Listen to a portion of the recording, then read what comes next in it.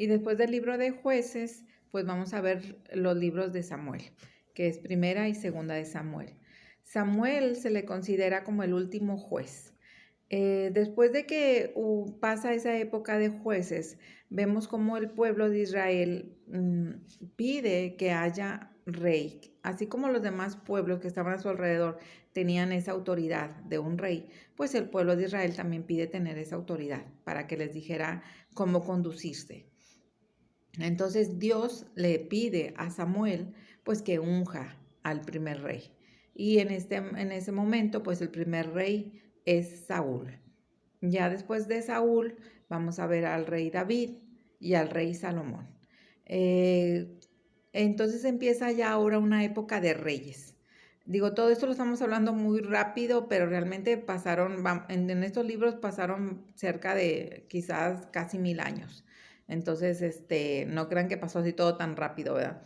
Entonces, Samuel unge al primer rey que viene siendo Saúl, después unge a David y después de David queda Salomón, que es el que construye el templo para el arca de la alianza. Entonces vemos cómo después de Salomón se supondría que seguiría el hijo de Salomón como rey, pero el pueblo ya no lo permite, ya no lo acepta y entonces se divide el pueblo. Se divide en dos, en el reino del norte, que vendría siendo, permítanme tantito, el reino del norte, que viene siendo Israel, que ahí se quedarían 10 tribus, y el reino del sur, que vendría siendo Judá, que ahí se quedan 2 tribus. Entonces, en estos libros, que es la primera y segunda de Samuel, es lo que se vería desde la unción del primer rey, que vendría siendo Saúl, hasta la división de los reinos, que vendría siendo el reino del norte y reino del sur. Y hasta ahí se quedaría estos libros. Después de ahí vendrían primera y segunda de Reyes, que viene siendo desde la muerte, escriben desde la muerte del rey David hasta el destierro de Babilonia. Entonces, estos libros, dice, comienza con la sucesión de David. Quiere decir que empiezan cuando David empieza a ser rey y luego le continúa su hijo Salomón. Viene el reinado de Salomón precisamente y la división de los reinos. El reino del norte es deportado por Siria. Recordemos que cuando los pueblos se dividen, empiezan también a tener mucha influencia de los pueblos politeístas y pues empiezan a adorar otros dioses. Era lo que les decía ahorita al principio, de que uno de los grandes pecados de los reyes es que se dejan influenciar mucho por los pueblos y ellos mismos adoran luego a otros dioses o cometen pecados delante de los ojos de Dios. Entonces, cuando Dios ve que el pueblo empieza a pecar, se separa de ellos y entonces los pueblos quieren dominarlos y vienen por ellos y se los llevan. Entonces, al pueblo del norte es deportado por Siria, donde estaban las 10 tribus. Recordemos que son 12 tribus, 10 se quedaron en el pueblo del norte. Entonces, viene Siria, el pueblo de Siria, y se los lleva, los conquista y se los lleva. Ellos ya no regresan a su tierra, ya no regresan al pueblo de Israel, ¿verdad? Ya no regresan a Canaán. Los que sí regresan son los del reino del sur. Ellos son deportados o son llevados por Babilonia. Entonces, esas dos tribus, la mayoría de ellos se los llevan a Babilonia, viven como esclavos cerca de 50 años, pero luego llega un rey que les da la libertad y ellos regresan a la tierra de Canaán. Y entonces ahí solamente vienen estando los del pueblo de Judá y de ahí nacen los judíos, porque son los únicos que les permiten regresar al pueblo a la ciudad de Canaán. Yo sé que está algo confuso, pero por eso es como mucha historia, es mucho saber qué tribus se fueron, cuáles regresaron, por qué ahora se llaman así, por qué ahora se llaman así. Entonces, pues bueno, estoy tratando de explicar lo mejor que puedo, porque sí es algo pues revuelto todo esto, ¿verdad? Entonces, vemos como los pueblos, los del Reino del Sur, que solamente son dos tribus que pertenecen a Judá, son los que regresan. Y entonces ellos ahí empiezan a nacer los judíos, ¿sí? Ahí ya se les empieza a llamar judíos porque precisamente venían de la tribu de Judá. Entonces, ellos sí regresan a la tierra y ellos son los que viven después los que tienen el trabajo de reconstruir la ciudad otra vez.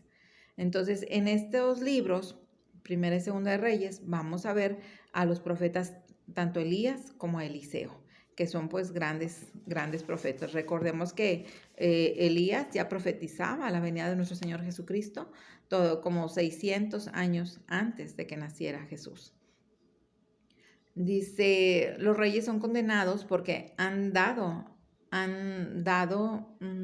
los dioses extranjeros, se han dado, ¿verdad? O sea, han dado esa adoración que solamente deberían de dar a Yahvé, se lo han dado también a los dioses extranjeros.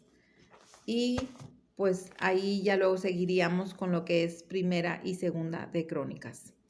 Esta Primera y Segunda de Crónicas, hagan de cuenta, es como que es un resumen de los libros anteriores. Solamente que estos libros se escribieron para que las nuevas generaciones entendieran o que tuvieran como un resumen de todo lo que sucedió anteriormente. Entonces, para las nuevas generaciones. Dice, es la misma historia, pero adaptada para las nuevas generaciones. El primero contiene las tablas genealógicas y cuenta la historia a partir de la muerte de Saúl. Entonces, por eso les decía ahorita del orden cronológico, realmente no hay un orden cronológico. Aquí ya nos estamos regresando otra vez al primer rey que es Saúl. Entonces, el primer libro de Crónicas nos va a hablar a partir de la muerte de Saúl. El segundo narra el reinado de Salomón y la construcción y dedicación del templo. Continúa con la historia del reino de Judá hasta la deportación a Babilonia.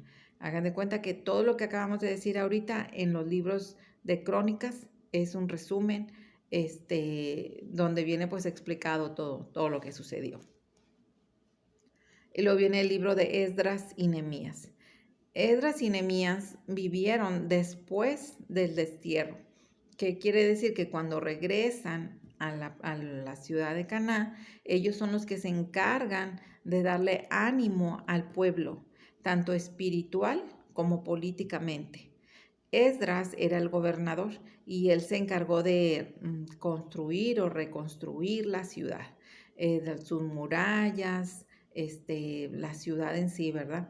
Entonces, él les dio ánimo al pueblo para que volvieran a vivir otra vez ahí, que estuvieran, pues sí, animados. Imagínense haber estado deportados durante 50 años. Vienes a tu tierra, los pocos que ya vinieron y las nuevas generaciones pues no sabían ni siquiera, ni conocían la historia, ni conocían la ciudad de Caná. Entonces simplemente llegan acá, ven todo destruido, el templo destruido, la ciudad destruida, no había casas. Entonces perdón, ellos necesitaban gente que les animara. Entonces para eso estaba Esdras hablando políticamente porque él era el gobernador y Nehemías, ¿verdad? Esdras era el sacerdote y Nehemías era el gobernador. Entonces, Esdras como sacerdote les apoyaba espiritualmente. Les decía que Dios los amaba, que Dios los cuidaba, que Dios estaba para protegerlos. Imagínense qué difícil para el pueblo, porque encontrar una ciudad así, volver a construir todo otra vez, era muy complicado pensar, Dios me ama y mira cómo estoy. Dios me ama y está mi ciudad destruida. Dios me ama y no tengo que comer. Entonces, para Esdras, su trabajo era que volvieran a tener fe, que volvieran a amar a Yahvé y que volvieran a confiar en él. Y pues Nehemías, como gobernador, su trabajo era reconstruir la ciudad. Dice, tanto Esdras como Nehemías se encargaron de la meditación y estudio de la ley, porque era lo que necesitaban, de la ley de Dios, de los mandamientos y todo. O sea, el pueblo necesitaba volver a creer, volver a tener fe y volver a tener confianza en Dios. Entonces, hagan de cuenta como que retomaron toda la historia de Dios, ¿verdad? Toda la historia de Israel, desde que salió de Egipto y todo lo que había pasado. Luego pues, vamos a ver la historia de Ruth. Ruth, pues ya sabemos que ella está con su suegra, con Noemí. Muere el esposo de Ruth y Noemí le dice que pues bueno, que haga su vida, ¿verdad? Que se vaya. Ruth no quiere, sigue con Noemí. Hay una historia, son como, vamos a poner entre comillas, como novelas que nos platican pues la historia de Ruth, ¿verdad? Y cómo ellas se van, Ruth sigue a su suegra Noemí, conocen o se encuentran con Boz, que viene siendo un familiar lejano del esposo, y pues cumpliendo la ley del levirato, que era que la persona que quedaba viuda se tenía que casar con un familiar del esposo, ¿verdad? Sea quien fuere, alguien que estuviera soltero, tenía que hacerse cargo de la viuda. Entonces Ruth se casa con Boz y de ahí nace Obed. Obed vendría siendo el abuelo del rey David. Entonces, por eso Ruth es importante, porque vamos a decir que está en la ascendencia al rey David. Ya después de ahí nacería el rey David.